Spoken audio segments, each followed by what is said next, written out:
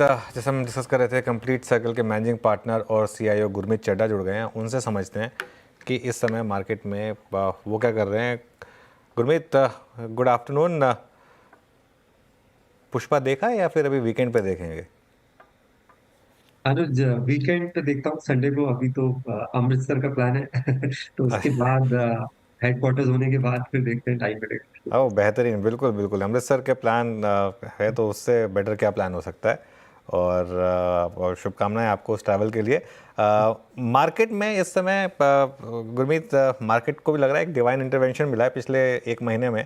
शानदार वापसी हुई है। क्या करेक्शन खत्म हुई? क्या हम वापस ऑल टाइम हाई की तरफ बढ़ेंगे यहाँ से?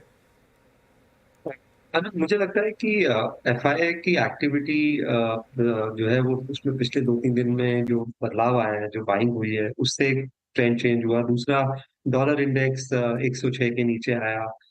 यूएस की बॉन्ड यील्ड्स थोड़ा नीचे आई, तो ये जनरली इमर्जिंग मार्केट के लिए अच्छा होता है। और आज आरबीआई ने सीआरआर कट किया है, तो उन्होंने बैलेंसिंग एक्ट किया है, क्योंकि रुपी पे प्रेशर है। और अगर रेट कट करते हैं तो और प्रेशर आता है रुपी पे, तो और अभी थोड़ा अनसर्टेन एनवायरनमेंट है, क्योंकि टैरिफ्स की वजह से भी इंपोर्टेड इन्फ्लेशन बढ़ सकता है। तो मुझे लगता है बहुत बैलेंसिंग एक्ट किया, और ओवरऑल ट्रेंड अच्छा है। बस मैं ये देखना चाहूंगा कि जनवरी के जो अर्निंग्स है, जो फेस्टिव सीजन है, होपफुली जो एक स्लो डाउन था वो बॉटम आउट हो गया। आई थिंक बाजार वो देखना चाहेगा। अगर अर्निंग्स अच्छे आना शुरू हो गए, जैसे और बेसिक इंडिकेटर्स जैसे क्रेडिट ग्रोथ, आपकी ऑटो सेल्स नंबर दिसंबर के, पीएमआई नंबर, अगर ये हाई फ्रीक्वेंसी डेटा ने ये दिखाया कि जो वो जीडीपी नंबर था वो एक वो बॉटमिंग आउट था और सिक्लिकल था, और गवर्नमेंट स्पेंडिंग वापस से आ रही है, कंजम्पशन वापस से आ रहा है, तो मुझे लगता है कि बाजार इसको पॉजिटिव वे में लेगा। और मैं ये पहले भी बोलता आया हूँ अनुज कि ये साल जो 25 वाला है, ये स्टॉक पिकिंग ईयर होगा। हमें हमारे 2 साल बहुत अच्छे गए हैं। आपने बीएसई 500 भी लिया होता तो 25-30% रिटर्न बनाया होता एक साल में। इसका मतलब ब्रॉडर मार्केट में भी 25-30% रिटर्न बना रहे थे। तो वो मुझे लगता है वो टेम्पलेट कंटिन्यू नहीं हो सकता, क्योंकि रिकवरी हो भी गई तो आपका पूरे साल का ईपीएस ग्रोथ सिंगल डिजिट ही रहने वाला है। बाजार अभी भी 21-22 के अर्निंग मल्टीपल पे है। तो स्टॉक पिकिंग वाला ईयर है। थोड़ा सा एसेट एलोकेशन बैलेंस करने की जरूरत है, लेकिन बहुत अच्छे अच्छे मौके हैं बहुत सारे स्पेसेस में। और ये जो इंटरेस्ट रेट रिवर्सल हो रहा है, इससे एक न्यू सेट ऑफ लीडरशिप मुझे लगता है मार्केट में आएगी। अ, मतलब फोकस उस पर करना चाहिए कि यहाँ से क्या अच्छा करेगा, rather देन जो एब्सोल्यूट लेवल्स है। ओके, अच्छा। इस पूरे मूव को लीड किया है आपके शायद ऑल टाइम फेवरेट स्टॉक ने, एचडीएफसी बैंक का। क्या लेसन मिला इस पिछले 2 महीने के शानदार बाउंस बैक से? तो अभी 2-3 चीजें हैं। एक, हम हमेशा बोलते हैं कि क्वालिटी में थोड़ा पेशेंस लगता है। मैं अभी भी मुझे लगता है कि अभी भी अंडर परफॉर्मर ही है। हालांकि 25% का मूव आया है, और ये जब मूव आया है जब बाजार गिर रहा था, तो क्योंकि इंडेक्स हैवी वेट है तो ये ज्यादा इंपॉर्टेंट है। और मैं हमेशा ये बात बोलता हूँ कि वो स्टॉक्स जो अच्छा करते हैं करेक्शन में या कम गिरते हैं, वो भी उतना ही जरूरी है पोर्टफोलियो में। हम वो कहते हैं डिफेंस भी एक तरीके का अटैक होता है जब आप एक पोर्टफोलियो बनाते हैं। मुझे लगता है एचडीएफसी की जो क्रॉस सेल सिनर्जी है, वो थोड़ा सा अब देखने को मिल रही है। वो डिपॉजिट ग्रोथ में देखने को मिल रही है, वो पर्सनल रिटेल देखने को मिल रही है, लिक्विडिटी कवरेज, डिपॉजिट अपना क्रेडिट डिपॉजिट रेशियो में देखने को मिल रही है। तो होपफुली ये सिनर्जी और देखने को मिलेगी। अगर होता है तो मुझे लगता है बैंक में और स्कोप है री-रेट होने का।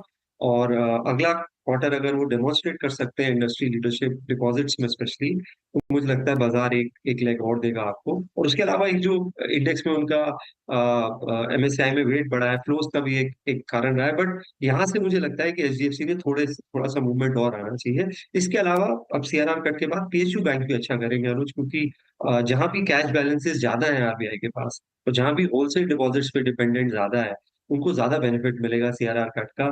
निम्स पे आपको 3 से 4 बेसिस पॉइंट्स का फर्क देखने को मिल सकता है, चाहे वो एसबीआई हो, बैंक ऑफ बड़ौदा हो, पीएनबी हो। और थोड़ा सा मुझे लगता है अगर 10 ईयर यील्ड और सॉफ्टन होती है, क्योंकि अब थोड़ा अभी थोड़ा आज थोड़ा सा बढ़ गई थी पॉलिसी के बाद, तो वो ट्रेजरी इनकम में वापस देखने को मिले अगले क्वार्टर। तो मैं पीएसयू बैंक्स में शॉर्ट टर्म में बहुत कंस्ट्रक्टिव हूँ। और मुझे लगता है कि एचडीएफसी भी आईसीआईसीआई वाला परफॉर्मेंस रिपीट करेगा अगले कुछ क्वार्टर्स। ओके, अच्छा गुरमीत जी, नमस्कार, वीरेंद्र बोल रहा हूँ। ये जो एक्सचेंजेस में और डिपॉजिटरीज में ये रीसेंट मूव है, ये just only because of inclusion derivatives है, या फिर आपको लगता है कि वाकई बाजार यहाँ पे इतनी ग्रोथ एक्सपेक्ट कर रहा है अर्निंग्स में कि इनको चेस कर रहा था बट थोड़ी तरीके से, और अगर आप एक रीजनेबल प्रॉफिट्स पे हैं तो क्या थोड़ा सा कैश में कन्वर्ट करना बनता है क्या इसमें? टफ सवाल है प्रॉफिट बुकिंग का स्पेस में, बट मेरा ये मानना है कि जो डेटा आया ब्रोकरेज नोट का जिसमें वॉल्यूम्स बताई बीएसई की, वहाँ कहीं ना कहीं मार्केट को लगा कि थोड़ा सा मार्केट शेयर गेन कर रहा है, और इस वजह से आज 54-5500 का हमने लेवल देखा फ्रेश आया, देखिए बहुत बहुत अच्छा मूवमेंट है। बट आप वर्ल्ड ओवर देखेंगे एक्सचेंज बिजनेस एक सर्टेन स्टेज के बाद 70-80 का अर्निंग मल्टीपल नहीं कमांड कर सकता, नॉर्मलाइज होगा। इंडिया थोड़ा हाई ग्रोथ मार्केट है, कैपिटल मार्केट जो है पार्टिसिपेशन बढ़ रहा है, तो शायद थोड़ा-सा आप वर्ल्ड ओवर आप देखेंगे कोई भी एक्सचेंज 20 के आस-पास में होता है। तो आप अभी एनएससी का अगर आप देखेंगे अनलिस्टेड में, अगर आप 8,000 का भाव लें, 1600 का लें बोनस के बाद, तो एनएससी करीबन 26-28 टाइम्स है।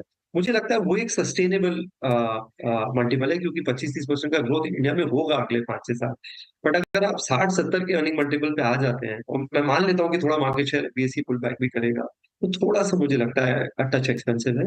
हालाँकि मेरा ये सेम व्यू आरटीए और डिपॉजिटरी में इतना नहीं है जितना एक्सचेंज पे है, तो थोड़ा-सा सिलेक्टिवली अगर आप 10 या 15% कम करना चाहते हैं, ₹100 का एक्सपोज़र है आपका, मैं इनको फाइनेंशियल मार्केट प्ले बोलता हूँ, तो कोई बुराई नहीं है रीबैलेंसिंग करने में। आप थोड़ा-सा बैंक्स में, थोड़ा एनबीएफसीज़ में थोड़ा-सा रीएडजस्टमेंट कर सकते हैं रेट्स का।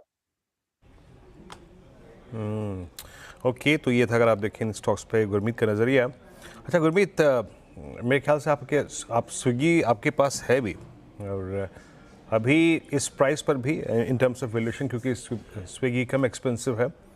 Now we have choice of Swiggy, Zomato at all time high, then Jubilant में भी अब इस बार एक्शन शुरू हुआ है, और इनफैक्ट मैं दिख रहा था आज, लेट्स ब्रिंग वेस्ट लाइफ, ये करीब 814 पे आज एक मूव इसमें भी आया है।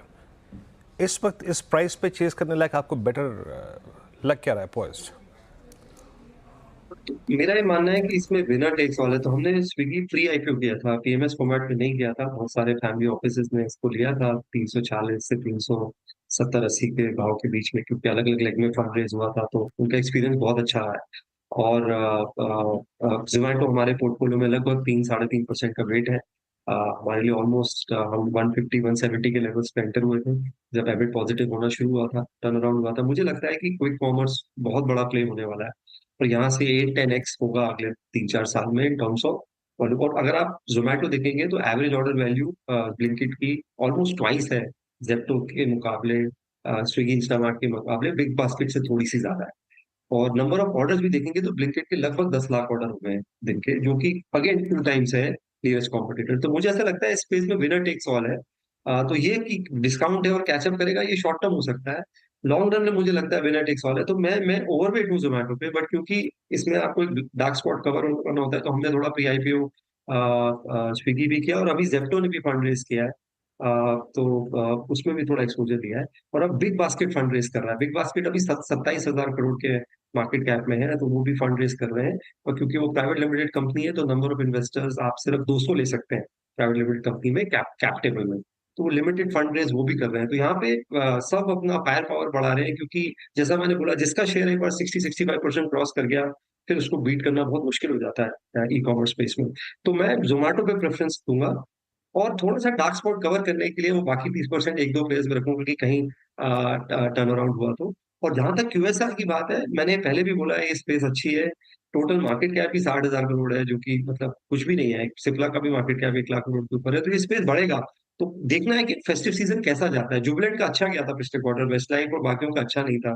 थोड़ा-सा अगर वो सेम स्टोर ग्रोथ थोड़ा-सा डेमोंस्ट्रेट कर पाएँगे, और जैसे-जैसे एजिंग होगी न्यू आउटलेट्स की जो खुली है, तो मुझे लगता है वहाँ पे थोड़ा-सा री-रेटिंग की चांसेस बढ़ सकते हैं। हमारे पोर्टफोलियो में वेस्टलाइफ और मिसेस वेक्टर है इस स्पेस में। बिल्कुल। अच्छा, तो सिंस ये सब कुछ नए स्टॉक्स की बात हो रही है, ओला इलेक्ट्रिक पे क्या करें? यहाँ भी बहुत लोग सवाल पूछ रहे हैं कि अब क्या करना है 100 रुपये पर। अनुज, मैं थोड़ा-सा कन्विंस नहीं हूँ, क्योंकि मुझे ऐसा लगता है कि जो की पर्सन होता है कंपनी का, अगर मल्टीपल इंटरेस्ट है, तो कहीं न कहीं फोकस डाइल्यूट होता है। कोई डिसरिस्पेक्ट नहीं है मेरा ये शायद निजी ओपिनियन है। दूसरा, मुझे लगता है कि बजाज ऑटो और टीवीएस जो एक्जिस्टिंग प्लेयर्स हैं, उनके पास कैश फ्लोज़ हैं, कैश रिच हैं, वो कंटीन्यूअसली बर्न कर सकते हैं। और अगर आप नंबर ऑफ वॉल्यूम भी आप देखेंगे, धीरे-धीरे कैच अप हो रहा है। तो आईक्यूब भी 15-18 हज़ार, 20 हज़ार के रन रेट पे आ गया है। महीने के, चेतक 12-13 हज़ार के रन रेट पे है और ये धीरे-धीरे बढ़ेगा और एक डिस्ट्रीब्यूशन रीच है एक्जिस्टिंग प्लेयर्स की। तो मैं थोड़ा-सा बायस्ड हूँ और दूसरा रूरल रिकवरी हो रही है अनुज। आप देखिए इस टाइम बा कार कार लोन्स का मैं एक डीलर से बात कर रहा था कि लोन करने में तंगी हुई है फेस्टिव सीज़न में, जबकि फोर व्हीलर्स में थोड़े बहुत डिस्काउंट्स थे। तो क्योंकि रूरल रिकवरी है, तो आपको ट्रेडिशनल जो आईसी वाले और जैसे बजाज ऑटो उसके सारे प्लेस हैं, सारे पावर ट्रेन में है, सीएनजी में है, इलेक्ट्रिक में है, टीवीएस भी लगभग 3 पावर ट्रेन्स में है अलग-अलग। तो मुझे लगता है मैं थोड़ा वहाँ ओवरवेट हूँ हम्म। एक्जिस्टिंग प्लेयर्स में, जिसमें तो हमारे पोर्टफोलियो में टीवीएस होल्डिंग्स है और कुछ ऑटो एंसिलरीज हैं टू व्हीलर से रिलेटेड। ओके, बिल्कुल। अच्छा, एक और स्पेस जहाँ पर अब ट्रैक्शन आना वापस शुरू हुआ है, डिफेंस। जिस दिन से महाराष्ट्र के इलेक्शन के वर्डिक्ट आए हैं, उस दिन से शानदार मोमेंटम है डिफेंस में। यहाँ पर क्या वो वापस वही मोजो वापस लौटा है?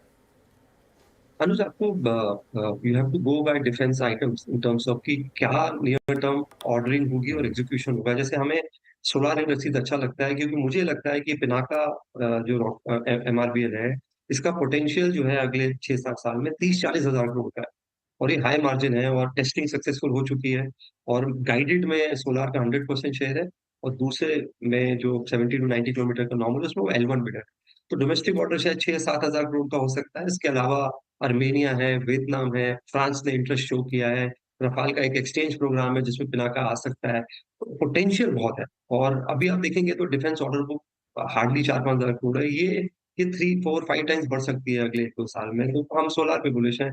ज़ेन अगर आप देखेंगे टेक्नोलॉजी हालाँकि बहुत एक्सपेंसिव स्टॉक है, 20 पेटेंट है उनके पास और डिफेंस में आईपी लेड और टेक ड्रिवन ग्रोथ होगी। तो ज़ेन ने अभी एक एमओयू साइन किया है अमेरिकन मार्केट्स में अगर वो सिमुलेटर्स वो आर्मी और नेवी के लिए सिमुलेटर्स बनाते हैं ट्रेनिंग के लिए और एंटी ड्रोन सिस्टम बनाते हैं। सिमिलरली हम और भी चीजों पे इसको स्टडी करें तो आपको ब्रेक करना पड़ेगा। तो हमारे पोर्टफोलियो में सोलार, एचएएल, ज़ेन और भारत इलेक्ट्रॉनिक्स है और हम भी कुछ 2 बहुत छोटे प्लेयर्स को रिसर्च कर रहे हैं। एक जो लाइट वेट मशीन गन्स बनाते हैं और सेमी ऑटोमेटिक राइफल्स बनाते हैं और एक हम और ड्रोन स्पेस में एक और छोटी कंपनी को रिसर्च कर रहे हैं। जब हम एक्सपोज़र लेंगे तो मैं डेफिनिटली आपसे चर्चा करूँगा। गुरमीत पाजी, ये सिर्फ इंडियन होटल्स ही या फिर अब इंडिगो पे भी थोड़ा फोकस कर रहे हैं? हमारे पोर्टफोलियो में दोनों है वीरू इंडियन होटल्स और लेमन ट्री नहीं है। नहीं मैं गुरमीत ये पूछ रहा था कि लास्ट रिपोर्टेड अर्निंग्स के बाद जब थोड़ा डिप आया था इंडिगो में, वो आप लोगों ने बाय किया क्या? बिल्कुल भाई क्या मेरा ये मानना है कि एक बार 63% मार्केट शेयर है और मैं उनकी कॉस्ट एफिशिएंसी का बहुत बड़ा फैन हूँ। हालांकि थोड़ा सा मुझे लगता है कि इन टर्म्स ऑफ कॉर्पोरेट गवर्नेंस नहीं बोलूंगा, इन टर्म्स ऑफ डेमोन्स्ट्रेटिंग थिंग्स थोड़ा और अच्छा होना चाहिए। तो इंटरग्लोब हमारे पोर्टफोलियो में है, लगभग 2.5% 3% वेटेज है। इंडियन होटल्स में हम और ऐड नहीं कर रहे हैं क्योंकि ऑलरेडी बहुत अच्छा मूव आया है, हम बहुत लकी रहे। लेमन ट्री मुझे लगता है जो मिड सेगमेंट है वहां पे 30% 25-30% ग्रोथ देखने को मिल सकती है। ओरेका आने के बाद मुंबई वाली प्रॉपर्टी आने के बाद उतना ग्रोथ नहीं आया जितना मार्केट एक्सपेक्ट कर रहा था और मॉडल बहुत सिंपल हो गया है। अभी ये 50-50 है ओन वर्सेस मैनेजमेंट की इसका, तो hotel business model asset light हो गया है। तो और आप गाइडेंस देखिए जो सारे होटल्स की आ रही है, बहुत वेडिंग सीजन है, 40-45 लाख वेडिंग है अगले 2 महीने, तो काफी हॉट स्पेस है। तो नियर टर्म अर्निंग्स काफी स्ट्रॉन्ग रहेंगी यहाँ अच्छा गुरमीत, पॉसिबली आखिरी प्रश्न पूछूंगा आपसे यहाँ पे, और देखिए आपसे बात करते करते Zomato at all time high 303, ये पावर में अब CESC सिंस डेरिवेटिव्स एक मूव है, बट जो टाटा पावर ने इंडियन होटल्स के बाद अपना एक और कंपनी जिसने विजन 2030 प्रेजेंट किया, आपको कैसा लगा और आपकी पावर की चॉइस में क्या है? और हाल ही में जो वो NTPC ग्रीन का IPO था, वहाँ पे आप लोगों ने कोई एडिशन किया है क्या? तो मैंने पहले भी कहा है वीरू, जो आज का निफ्टी है वो 5 साल के बाद का जो इंडिया है उसे उतना अच्छा रिफ्लेक्ट नहीं कर रहा है जितना करना चाहिए। और एनर्जी ट्रांजिशन एक बहुत बड़ा प्ले है।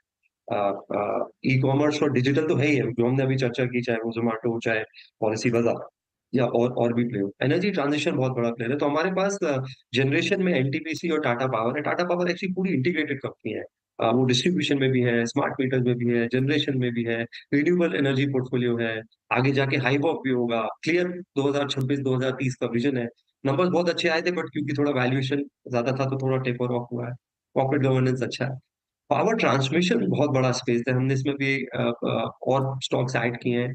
ट्रांसफॉर्मर स्टॉक्स ऐड किए हैं, फिर ट्रांसफॉर्मर्स की वर्ल्ड वाइड शॉर्टेज है, तो एक कंपनी और हमने ऐड करी है जो रेलवे को मेन ट्रांसफॉर्मर सप्लाई करती है, जिसे हम ट्रैक्शन ट्रांसफॉर्मर और ऑक्सिलरी ट्रांसफॉर्मर बोलते हैं, जो लोकोमोटिव्स में लगता है। तो हिंद रेक्टिफायर हमने पोर्टफोलियो में ऐड किया, बहुत रीजनेबल वैल्यूएशन था।